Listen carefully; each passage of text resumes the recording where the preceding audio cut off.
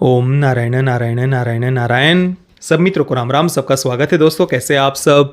दोस्तों पिछले सप्ताह यानी 7 मार्च को मिकी 17 ये American science fiction action adventure film Bharat में थिएटर में रिलीज हुई थी। मात्र अंग्रेजी में इसे रिलीज किया गया था थिएटर में। 2022 की एडवर्ड एस्टन के द्वारा लिखित मिकी 7 नाम की नॉवेल पर यह फिल्म आधारित है। 2 घंटे और 16 मिनट की ये फिल्म है जिसमें रॉबर्ट पैटिंसन और मार्क रफेलो ये दोनों मुख्य भूमिका में हैं। फिल्म के राइटर और डायरेक्टर हैं बॉन्ग जून हो, जिन्हें पैरासाइट के लिए विशेषतः जाना जाता है और भी कई सारी फिल्मों को उन्होंने डायरेक्ट किया हुआ है, परंतु पैरासाइट के लिए विशेषतः उन्हें जाना जाता है। पैरासाइट का हमने रिव्यू किया हुआ है, वो आपने अगर नहीं देखा तो उसे अवश्य देखना। मुझे बॉन्ग जून हो की पर्सनली ओकजा सबसे ज़्यादा पसंद है, वो बहुत बढ़िया फिल्म है ओकजा। पैरासाइट तो ऐसी ही फिल्म थी, जस्ट उसकी आइडियोलॉजी के कारण उसको इतना सेलिब्रेट किया गया था। और अभी मिकी 17 को उन्होंने डायरेक्ट किया है। शुरुआत में अगर थोड़ा सा कहानी के बारे में आपको अंदाज़ा दूं तो भविष्य का समय दिखाया है 2054 का। फिल्म का मुख्य पात्र है मिकी। रॉबर्ट पैटिंसन ने कैरेक्टर प्ले किया है। कर्जे में पूरी तरीके से डूब चुका है, कोई रास्ता नहीं है कर्जा चुकाने के लिए। तो एक स्पेसशिप जाने वाली होती है नेफिलिम करके एक दूसरे प्लेनेट पर, उसको कॉलोनाइज करने के लिए, उस प्लेनेट को गुलाम बनाने के लिए। तो ये अपने आप को एक्सपेंडेबल के रूप में उस स्पेसशिप में ज्वाइन करवा लेता है। एक्सपेंडेबल्स का काम क्या होता है कि कोई ऐसी जगह जहाँ पर रिसर्च करने के लिए जाना है, परंतु पता है कि भाई इसमें तो मृत्यु होनी ही होनी है, तो ऐसी जगह पर एक्सपेंडेबल्स को भेजा जाता है और उनकी वहाँ पर मृत्यु होने के बाद में उनका क्लोन बनाया जाता है। पृथ्वी पर एक टेक्नोलॉजी विकसित की गई थी भविष्य में। फिल्म में बताया गया है कि किसी भी मनुष्य की मेमोरीज़ को किसी हार्ड ड्राइव में स्टोर करके फिर उस मनुष्य की मृत्यु के बाद में उसका वैसा ही क्लोन बनाया जाता था। परंतु पृथ्वी पर काफ़ी डिबेट वगैरह होती है और उस टेक्नोलॉजी को बैन कर दिया जाता है, परंतु दूसरे प्लैनेट पर अभी भी इस टेक्नोलॉजी का यूज़ किया जा रहा है। तो ये जो स्पेसशिप नेफिलिम करके प्लैनेट पर जा रही है, तो उसमें ये मिकी अपने आप को एक्सपेंडेबल्स के रूप में ज्वाइन करवा लेता है। तो फिर 1 2 3 4 5 6 इस प्रकार से लगभग 17-16 मिकी की मृत्यु हो चुकी है अलग अलग जगह पर। जो भी ऐसी भयानक जगह पर उनको रिसर्च के लिए जाना होता था, मिकी को भेज देते थे, उसकी मृत्यु हो जाती थी और उसके बाद में फिर से उसको प्रिंट कर लिया जाता था, उसका क्लोन। तो अभी 17वां मिकी है।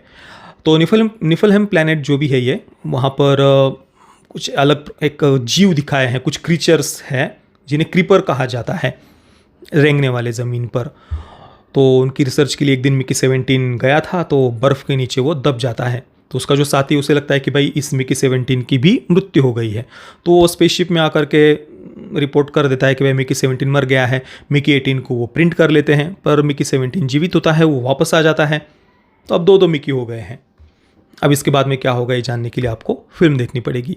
अब ये जो स्पेसशिप है, ये जिस भी मिशन पर गए हुए हैं कॉलोनाइज करने के लिए, एक्सपीडिशन पर नेफिलिम प्लैनेट पर, उसका जो लीडर है वो है केनेथ मार्शल। मार्क रफेलो ने कैरेक्टर प्ले किया है और अपने आप उस कैरेक्टर को बिल्कुल डोनाल्ड ट्रंप की तरह दिखाने का प्रयास किया है। आप अगर आवाज़ वगैरह भी देखेंगे ना, किस प्रकार की आवाज़ निकाली जा रही है मार्क रफेलो के द्वारा, बड़ा ही क्रिंज लग रहा था, बहुत बहुत ज़्यादा वाहियात।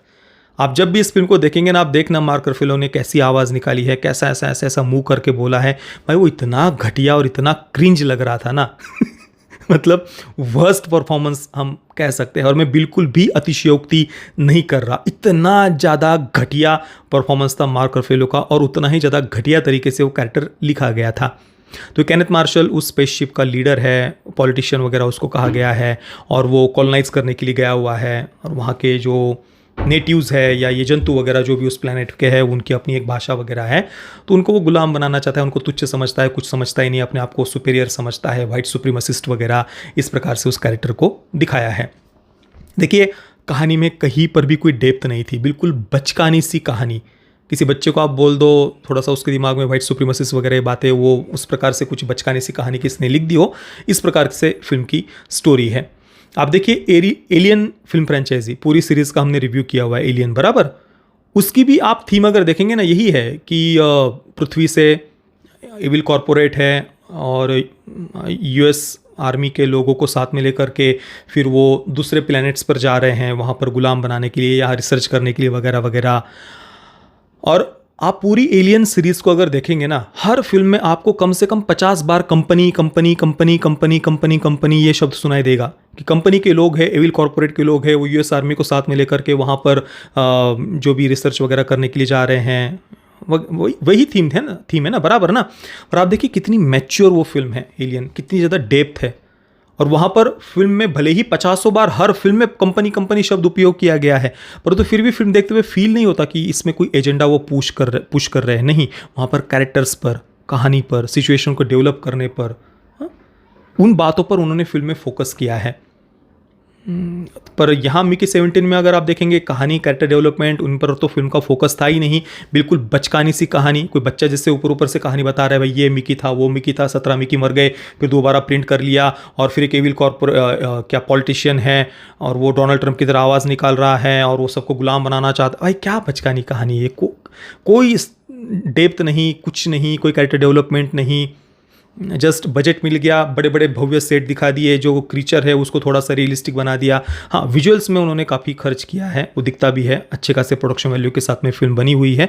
पर कहानी, कैरेक्टर डेवलपमेंट, ह्यूमन इमोशंस यहाँ पर जीरो थे। फिल्म बिल्कुल पूरी तरीके से जीरो। इवन फिल्म देखते हुए, उन कैरेक्टर्स को देखते हुए हम क्रिंज फील करते कि भाई ये क्या चल रहा है, मजाक चल रहा है क्या, सीरियसली ये इतनी ज़्यादा बचकानी ये फिल्म है। और विशेषतः मार्क रफेलो का कैरेक्टर वो क्रिंज था, सीरियसली बहुत अलग लेवल का क्रिंज था वो कैरेक्टर, असहनीय, इनटॉलरेबल हम उसे कह सकते हैं। और बिल्कुल मुंह पर जो ज़बरदस्ती जो दिखाने का प्रयास कर रहे हैं ना कि देखो देखो हम कैसे ये दिखा रहे हैं, कॉलोनाइज करने के लिए गया एक white supremacist, evil corporate, failed politician, उसको ट्रम्प की तरह आवाज़ दिखा दिया। भाई लोग बच्चे हैं क्या, इस प्रकार से बिल्कुल मुंह पर तुम बता, सब समझ में आता है, इतना कुछ तो बचकानी फिल्म या पूरी तरीके से। ठीक है, आपको जो दिखाना भी हो तो एटलीस्ट कम से कम कुछ प्रॉपर कहानी, कैरेक्टर डेवलपमेंट वगैरह तो हो। तो वो तो बिल्कुल भी फिल्म में नहीं था। तो मैं मिकी 17 को दूंगा 2 out of 10 stars just visuals के लिए। पेरेंटल गाइडेंस की बात करें तो ए सर्टिफिकेट के साथ इसे थिएटर में रिलीज़ किया गया था। थिएटर के वर्जन में न्यूडिटी नहीं थी, परंतु ओरिजिनल वर्जन में न्यूडिटी होगी, क्योंकि सेक्स सीन वगैरह फिल्म में है, स्ट्रॉन्ग लैंग्वेज वगैरह, उन सब बातों के कारण फिल्म को ए सर्टिफिकेट दिया गया होगा। तो परिवार के साथ, बच्चों के साथ देखने जैसी तो ये फिल्म नहीं है। बाकी जिन मित्रों ने इस फिल्म को देखा है, आपका अनुभव कैसा रहा, मुझे आप नीचे कमेंट में अवश्य बताना। वीडियो देखने के लिए आप सभी मित्रों का बहुत बहुत धन्यवाद। जय श्री राम, वंदे मातरम।